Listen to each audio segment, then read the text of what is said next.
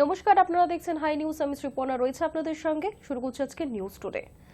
ঈদে দুদিনের ছুটি, অথচ বিশ্বকর্মা পুজো ছুটি বাতিল। কলকাতা পৌরসভার এমন বিজ্ঞপ্তি ঘিরে তুমুল শোরগোল।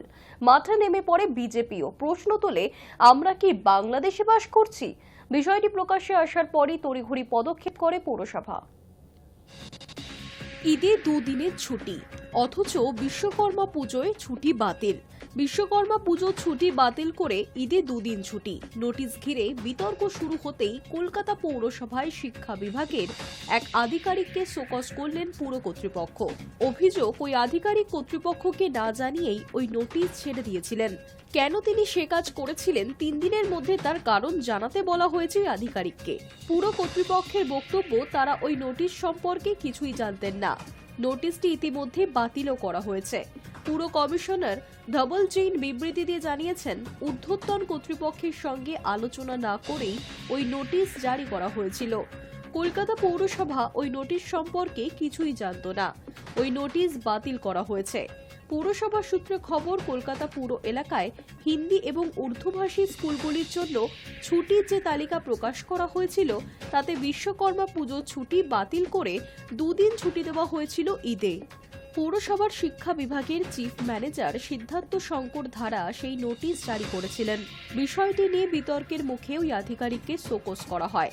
কলকাতা পৌরসভার শিক্ষা বিভাগের মেয়র পরিষদ সন্দীপন সাহা জানিয়েছেন, অভিযুক্ত আধিকারিক কি কারণ দেখান তা দেখে পরবর্তী পদক্ষেপ করা হবে। High news network. আমেরিকা চালু হতে চলেছে গোল্ড কার্ড। আমেরিকার নাগরিকত্ব পেতে হলে গুনতে হবে এবার 5 মিলিয়ন মার্কিন ডলার। টাকা দিলেই মিলবে গোল্ড কার্ড, যা আমেরিকায় নাগরিকত্বের প্রমাণ। অভিবাসন নীতিতে বড় পরিবর্তন আনতে চলেছেন আমেরিকার প্রেসিডেন্ট ডোনাল্ড ট্রাম্প। মঙ্গলবার তিনি নতুন নীতির কথা ঘোষণা করেছেন। এবার আমেরিকার নাগরিকত্ব পেতে হলে গুনতে হবে 5 মিলিয়ন মার্কিন ডলার, অর্থাৎ ভারতীয় মুদ্রায় প্রায় 43.5 কোটি টাকা। ওই পরিমাণ টাকা দিলেই মিলবে গোল্ড কার্ড, যা আমেরিকায় নাগরিকত্বের প্রমাণ। এতদিন গ্রিন কার্ডের মাধ্যমে আমেরিকায় অভিবাসীরা নাগরিকত্ব পেতেন। এবার চালু হচ্ছে গোল্ড কার্ড। এই কার্ড গ্রিন কার্ডেরই প্রিমিয়াম সংস্করণ। ট্রাম্পের কথায়, আমরা আমেরিকায় গোল্ড কার্ড বিক্রি করার পরিকল্পনা করেছি। এতে গ্রিন কার্ডের সুবিধাও মিলবে, যা আমেরিকায় নাগরিকত্বের নতুন পথ খুলে দেবে। ধনী ব্যক্তিরা এই কার্ড কিনে আমাদের দেশে আসতে পারবেন। এখানে এসে তারা প্রচুর অর্থ ব্যয় করবেন, কর দেবেন, সেই সঙ্গে কর্মসংস্থানও তৈরি করবেন। এদেশে এসে তারা সফল হবেন। We think it's going to be extremely successful. Never been done before, anything like this, but it's something that we're going to be putting out over the next week. Just something that we're all very excited about. So it's a gold card. It's somewhat like a green card, but at a higher level of sophistication. It's a road to citizenship for people. We're going to be doing something else that's going to be very good. We're going to be selling a gold card. You have a green card. This is a gold card. We're going to be putting a price on that card of about $5 million, and that's going to give you green card privileges plus. It's going to be a route to citizenship, and wealthy people will be coming into our country by buying this card. They'll be wealthy, and they'll be successful, and they'll be spending a lot of money and paying a lot of taxes and employing a lot of people. And we think it's going to be extremely successful. কবে থেকে চালু এই gold card? Trump জানিয়েছেন, আগামী 2 সপ্তাহের মধ্যেই নতুন প্রক্রিয়া চালু হয়ে যাবে। এর জন্য আমেরিকান কংগ্রেসের অনুমোদনের প্রয়োজন রয়েছে বলে মনে করেন না ট্রাম্প। তবে কিভাবে গোল্ড কার্ড পাওয়া যাবে বা প্রক্রিয়া বাস্তবায়িত হবে সে সম্পর্কে স্পষ্ট কোনো ধারণা দেননি মার্কিন প্রেসিডেন্ট। অনেকের মতে, নতুন গোল্ড কার্ড চালু হলে বর্তমান EB-5 প্রোগ্রামের উপর প্রভাব পড়তে পারে। উল্লেখ্য, EB-5 প্রোগ্রামের মাধ্যমে অভিবাসী বিনিয়োগকারীরা আমেরিকায় গ্রিন কার্ড পেয়ে থাকেন। নতুন গোল্ড কার্ড চালু হলে EB-5 প্রোগ্রাম আর থাকবে না বলে মনে করছেন অনেকে। গোল্ড কার্ড থেকে প্রাপ্ত অর্থ সরাসরি সরকারি তহবিলে পৌঁছবে বলেও জানিয়েছেন তিনি। আমেরিকার আর্থিক ঘাটতি মেটাতে এটি কাজে লাগবে বলেই জানাচ্ছে সেদেশের প্রশাসনের একাংশ। দ্বিতীয়বার আমেরিকায় ক্ষমতায় এসেই একের পর এক সিদ্ধান্ত নিয়েছেন ট্রাম্প। আমেরিকা থেকে অবৈধ অভিবাসীদের নিজ নিজ দেশে পাঠানোর প্রক্রিয়া চলছে। সেই সঙ্গেই কঠোর শুল্ক নীতির কথাও ঘোষণা করল ট্রাম্পের প্রশাসন।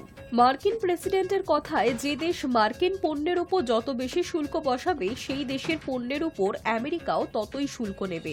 শুধু তাই নয়, বিভিন্ন দেশে অনুদান দেওয়ার ব্যাপারেও কড়া পদক্ষেপ করেছে ট্রাম্প প্রশাসন।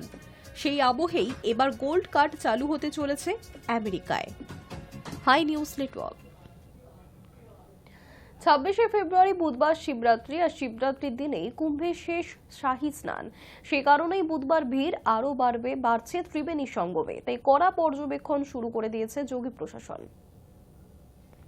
বুধবার 26শে ফেব্রুয়ারি শিবরাত্রি, আর শিবরাত্রির দিনেই শেষ কুম্ভ স্নান। 50 দিনের মেলায় সমাপ্তির দিন শিবরাত্রিতে। বুধবার পুণ্যতিথিতে মহাকুম্ভে ডুব দিতে উন্মুক্ত পুণ্যার্থীরা, আর সেই কারণেই বুধবার ভিড় আরও বাড়বে ত্রিবেণী সঙ্গমের কাছে। সেজন্য সচেতন জেলা প্রশাসন। আগে থেকেই কড়া পর্যবেক্ষণ শুরু করে দিয়েছে যোগী প্রশাসন। জেলা শাসক রবীন্দ্র মান্ধাত জানিয়েছেন, উত্তরপ্রদেশের মুখ্যমন্ত্রী যোগী আদিত্যনাথের পরিকল্পনায় 50 কোটির চেয়েও বেশি মানুষ মহাকুম্ভে ডুব দিয়েছেন। গোটা বিশ্ব একত্রিত হয়েছে এখানে, আর এই পরিস্থিতিতেই প্রশাসনিক স্তরে সতর্কতা অবলম্বন করা হয়েছে। জেলা প্রশাসনের সমস্ত আধিকারিক ও কর্মীরা দিন-রাত এক করে পরিশ্রম করছেন। পুণ্যার্থীদের যাতে কোনো রকম সমস্যায় পড়তে না হয় তা নিশ্চিত করতে সব রকমের বন্দোবস্ত করা হচ্ছে। শিবরাত্রির দিন ব্যবস্থা সম্পর্কে সতর্ক করা হয়েছে পুলিশকেও, আর পুরো বিষয়টি নজরে রাখছেন যোগী আদিত্যনাথ সরকার। স্থানীয় বাসিন্দা থেকে দুর্গত পুণ্যার্থীরা সকলেই যেন সমান অভিজ্ঞতা হয় এবং অভিজ্ঞতা ভালো হয় তা নিশ্চিত করার কথা বলেছেন যোগী সরকার। আর সেজন্যই নিয়মিত যোগাযোগ রেখে চলেছেন মহাকুম্ভের প্রশাসনিক সমস্ত দায়িত্ব ভারপ্রাপ্তদের সঙ্গে। জনসমাগমের নিরিখে বিশ্বের সমস্ত সমাবেশকে পিছনে ফেলে দিয়েছে ভারতের মহাকুম্ভ। 50 কোটির বেশি মানুষ স্নান করছেন প্রয়াগরাজের ত্রিবেণী সঙ্গমে। এত মানুষের নিরাপত্তা এবং অন্যান্য ব্যবস্থাপনা সাফল্যের সঙ্গে ইতিমধ্যে ইতিহাস তৈরি করেছে যোগী আদিত্যনাথ সরকার। মহাশিবরাত্রি উপলক্ষে মহাকুম্ভের শেষ দিনে ত্রিবেণী সঙ্গম বা অন্য যে কোনো পবিত্র স্থানে স্নান করা অত্যন্ত শুভ বলে বিবেচিত হয়। সেই বিষয়টি মাথায় রেখেই এবার মেলায় শেষ ভিড়টি সকলের নিরাপত্তার বিষয়টি নিশ্চিত করতে চায় উত্তরপ্রদেশের যোগী সরকার। Hi news network. এবার ডিজিটাল অ্যারেস্ট ওড়িশার বিশ্ববিদ্যালয়ের উপাচার্যকে। ইডির নাম করে 14 লক্ষ টাকা আত্মসাৎ। ওড়িশার এক বিশ্ববিদ্যালয়ের উপাচার্যকে ডিজিটাল অ্যারেস্টের ফাঁদে ফেলে লক্ষ লক্ষ টাকা হাতিয়ে নেওয়ার অভিযোগ। মঙ্গলবার এমনটাই জানিয়েছে পুলিশের সাইবার অপরাধ দমন শাখা। প্রায় 14 লক্ষ টাকা খোয়া গিয়েছে বলেই অভিযোগ। অপরাধীদের খোঁজে ইতিমধ্যেই তদন্তে নেমেছে পুলিশ। এক সংবাদ সংস্থার সূত্রে খবর, ওড়িশার বেহরামপুর বিশ্ববিদ্যালয়ের উপাচার্য ওই মহিলার নাম গীতাঞ্জলি দাস। অভিযোগ, গত 10 ফেব্রুয়ারি গীতাঞ্জলির কাছে একটি ফোন আসে। নিজেকে ইডি আধিকারিক হিসেবে পরিচয় দিয়ে অপর প্রান্ত থেকে পুরুষ কণ্ঠে ইংরেজিতে বলে, অধ্যাপিকার নামে একটি ব্যাংক অ্যাকাউন্টে বিদেশ থেকে কোটি কোটি টাকা পাঠানো হয়েছে। এই ঘটনায় ইতিমধ্যেই মামলা দায়ের করেছে ইডি। সেই জন্যই গীতাঞ্জলিকে ডিজিটাল অ্যারেস্ট করা হয়েছে। এই সব শুনে ভয় পেয়ে যান ওই মহিলা। তখন তাকে বলা হয় 14 লক্ষ টাকা দিলে তাকে জামিনে ছাড়া দেওয়া হবে। প্রতারকদের কথা মতন ওই টাকা একটি নির্দিষ্ট ব্যাংক অ্যাকাউন্টে পাঠিয়ে দেন অধ্যাপিকা। টাকা পাওয়ার পর থেকে প্রতারকদের সঙ্গে আর যোগাযোগ করা যায়নি। এরপরেই অধ্যাপিকা বুঝতে পারেন তাকে ফাঁদে ফেলে টাকা হাতিয়ে নেওয়া হয়েছে। সোমবার বেহরামপুর থানায় একটি অভিযোগও দায়ের করেছেন ওই শিক্ষিকা। অভিযোগের ভিত্তিতে তদন্ত শুরু করেছে পুলিশের সাইবার অপরাধ দমন শাখা। বেহরামপুরের পুলিশ সুপার সারাভান বিবেক জানিয়েছেন, তদন্ত চলছে, প্রতারকদের খোঁজে শুরু হয়েছে তল্লাশি। উল্লেখ্য, গত বছর থেকেই শুরু হয়েছে ডিজিটাল গ্রেপ্তারির রমরমা। এমন বহু ঘটনার প্রকাশ্যে আসতেই নড়েচড়ে বসেছে কেন্দ্রীয় স্বরাষ্ট্র মন্ত্রক। কেন্দ্রের তরফে সাইবার অপরাধ সম্পর্কে সচেতনতা বাড়াতে নানা পদক্ষেপ করা হচ্ছে। নামে গ্রেপ্তার শব্দটি থাকলেও গ্রেপ্তারির সঙ্গে ডিজিটাল গ্রেপ্তারির কোনো সম্পর্ক নেই।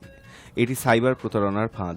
এখানেই প্রতারকরা সিবিআই, নার্কোটিক্স, আরবিআই কিংবা শুল্ক এবং আয়কর আধিকারিক হিসেবে নিজেদের পরিচয় দেন। এরপরই ওই ব্যক্তি কিংবা তার পরিজনদের কারোর বিরুদ্ধে গুরুতর কোনো অভিযোগের কথা বলে তাকে ডিজিটাল গ্রেপ্তারির ভয় দেখিয়ে টাকা আদায় করা হয়। High news network. চ্যাম্পিয়ন্স ট্রফিতে দায়িত্ব পালনে আপত্তি, শতাধিক পুলিশ কর্মী চাকরি গেল পাকিস্তানে।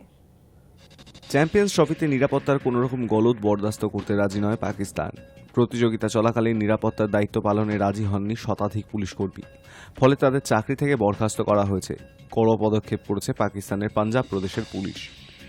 সংবাদ সংস্থা পিটিআই জানিয়েছে, এই পুলিশ কর্মীরা সকলেই একই জায়গায় মোতায়েন ছিলেন না।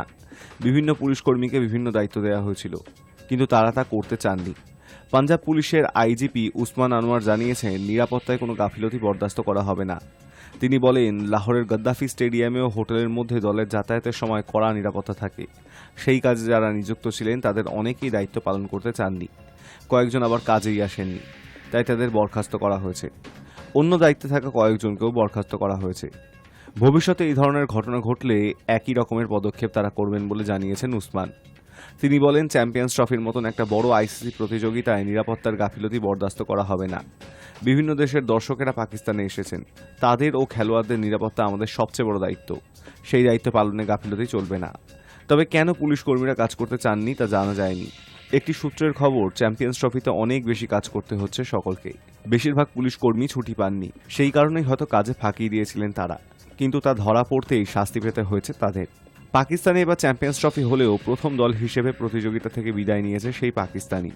প্রথমে নিউজিল্যান্ড, তারপর ভারতের কাছে হেরে প্রতিযোগিতা শেষ হয়ে গিয়েছে বাবার আজম এবং মোহাম্মদ রিজওয়ানদের। ফলে কিছুটা হলেও সে দেশের দর্শকদের মধ্যে চ্যাম্পিয়ন্স ট্রফির আগ্রহ কমেছে। সমালোচনা হচ্ছে পাকিস্তানের ক্রিকেট দল ও সে দেশের ক্রিকেট বোর্ডের। Hi news network. News today এখনকার মতো এই পর্যন্তই। দেখতে থাকুন হাই নিউজ, নির্ভীক নিরপেক্ষ।